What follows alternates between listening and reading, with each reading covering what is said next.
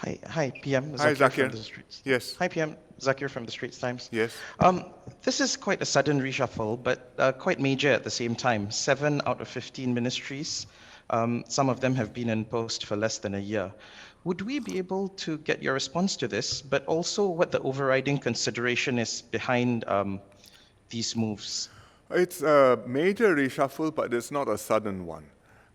Normally, every year after the budget, I review the cabinet lineup of the appointment holders and make adjustments. Usually, minor adjustments here and there, but at least one major reshuffle somewhere in the course of the government's term. As I explained at the beginning in my remarks, this reshuffle comes earlier in the government's term than normal. And there are two reasons for that. One is because I'm moving the Minister for Finance. And once you move the Minister for Finance, you're moving a major piece on the chessboard, and you have to make many consequential redeployments. And secondly, because I had wanted to adjust the appointments in MTI, MOH, and MOM after the elections, but held off until now. So the appointments which I made immediately after the elections, in a sense, were an interim set of changes, and now I'm making the full set of changes. And some of the interim changes led up to here, and therefore the ministers who were appointed remain, for example, MND. But unfortunately, some of the other interim changes had to make adjustments to the situation then and have to be refitted to the new longer-term configuration now. And therefore, I have had to move two ministers who have only been in their appointments quite a short time, which is Lawrence in MOE and Ong Ye Kung in MOT. But unfortunately, it can't be helped. I think it's a bit disruptive for the ministries. They have made contributions. They are getting into their stride, and now I have to disrupt them. But I hope that after this adjustment, the new ministers in those two posts will be able to settle down for some time. Thank you, PM. Next, I see Waiman Zhao Bao. Waiman, please. Yes, Wei Man. Hi, good afternoon, Prime Minister. I'm following up actually on ST Zakir's question, especially seeing some of the 4G ministers, for example, Minister Lawrence Wong and Minister Ong Ye Kung, leaving ministries that they have recently taken over. Were you concerned that these moves might be disruptive and could send mixed signals? For example, I think right after the general election, you spoke about how the transport ministry requires a minister with political nous, given that there are a lot of bilateral engagements. So I think many are watching Minister Ong Ye Kung's move to MOH. So why the decision? And can you share also about the consequential changes to having both Minister Ong Ye Kung and Minister Lawrence Wong being co-chair of the COVID-19 MTF? Thank you. Well, I appoint my ministers where they can best make a contribution. And in July, when we last made the appointments, I knew that there were major slots to be filled, especially in MOH, where Kim Yong had been minister for some time, but I was not ready to move Kim Yong, and I was able to put Ye Kung into MOT, and I think in less than a year in MOT, he has made an impact there. I'm now following through to put Ye Kung into MOH, and because he is in MOH, and he will be handling COVID on the front line, looking after the MOH part of it, I'm putting him to co-chair together with Lawrence Wong. Lawrence was co-chair not on the basis of his appointment previous or of his previous appointments, but on the basis personal to him.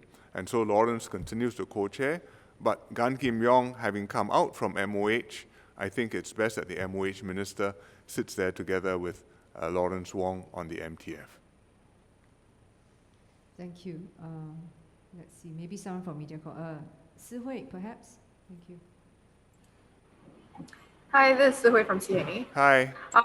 This is a continuation from earlier questions as well. Some may be concerned at the disruption in Singapore's fight against the pandemic, especially amid new infections at Westlite Dormitory. With the two MTF co-chairs changing their portfolios, what's your response? I understand Ong Ye Kung will be replacing Gan Kim Yong. Well, only one of the co-chairs has changed. Lawrence Wong remains on the MTF as co-chair. Ye Kung replaces Kim Yong as co-chair. But if we are talking about the dormitories, the front line handling them is MOM and Tan See Leng particularly, who has been specifically assigned the dorms responsibility. And Tan See Leng will now become Minister for Manpower, and it remains his responsibility. So I don't think that we will have this change of appointments will impact the specific Westlight dorm situation. I mean, it will mean different people in charge of our overall COVID response, but that is something which I think we can take in our stride.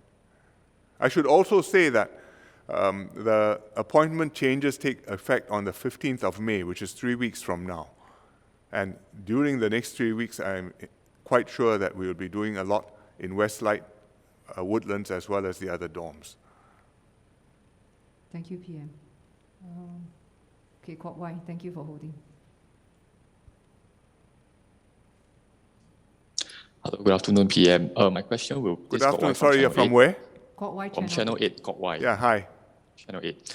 So, PM, for this reshuffle, what does the new cabinet mean for our economy in terms of giving our investors more confidence? How will this give our investors some form of confidence with this change? Thank you. Well, I hope the investors will see that we have changed from one MTI minister who has been competently discharging his responsibilities to another MTI minister who has ample experience and whom we have every reason to expect will discharge his responsibilities equally well. Chun Sing didn't come to MTI with a lot of economic management experience, but he came applying his mind, having spent time in the unions, which is very valuable.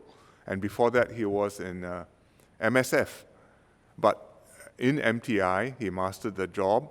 And I think over the last year plus especially, MTI has been rolling out schemes not just to deal with the crisis and the downturn, but to enable companies to upgrade and to prepare for the future.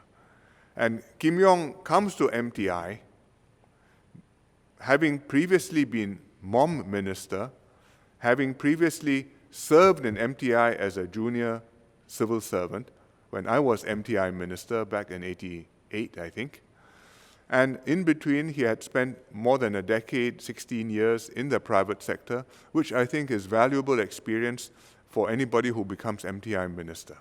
So I am sure that the investors will look at this and will, I mean, if they don't know Kim Yong by now from the MTF, if they read his CV, I have no reason to doubt that they will maintain full confidence in Singapore. Thank you, PM. Martino, Mothership. Hi, good afternoon, PM. Good afternoon. Hi, Martino. Hello, hi, PM. In terms of leadership renewal, I noticed that there are no changes among the 4G ministers. Maybe among the 3G ministers. Maybe you can share with us your thinking behind this. What do you mean by changes? Movements? Movements, yeah, except Minister Gan. Well, the ministers who needed to be moved have been moved, and the numbers are not small. As you know, there are 7 ministers who are being posted or promoted, and I think that for the rest, I looked at it and I decided that we needed to continue with them where they were for now. It was not a matter of moving 4G and keeping 3G stationary. It's a matter of who I need to fill which slot most urgently. Thank you, PM. Thank you, PM. Hadi from Berita Harian.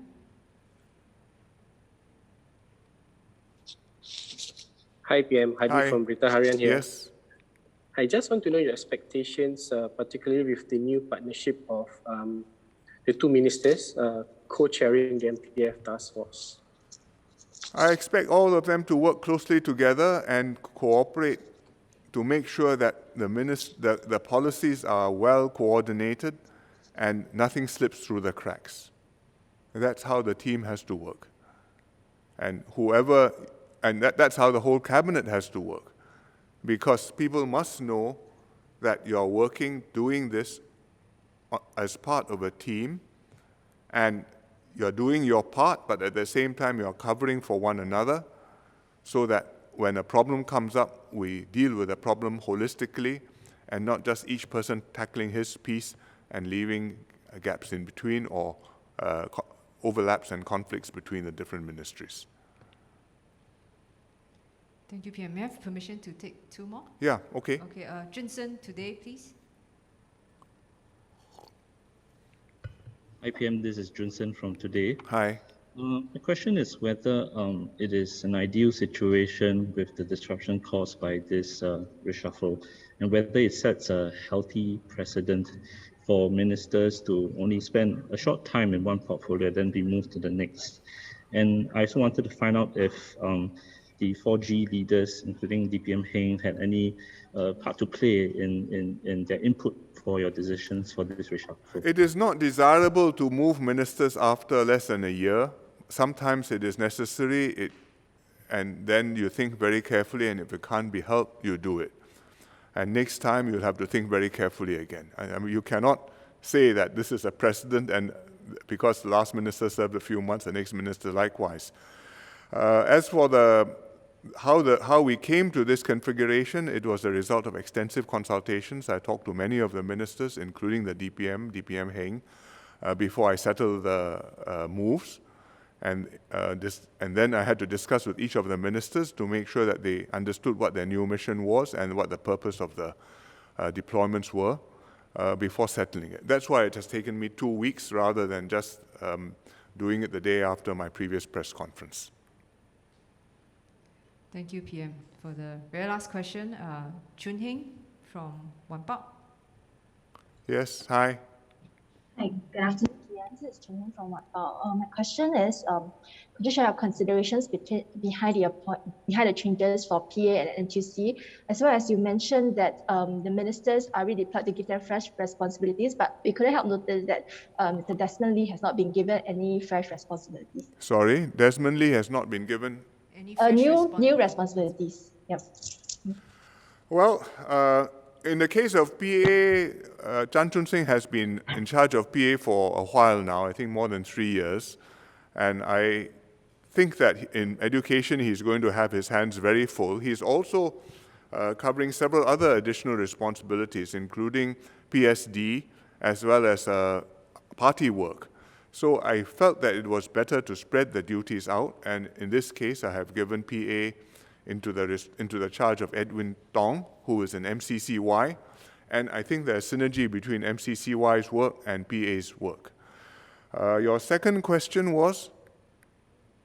Desmond Lee not given new responsibilities. I think if you talk to Desmond Lee, he has already more responsibilities than he needs.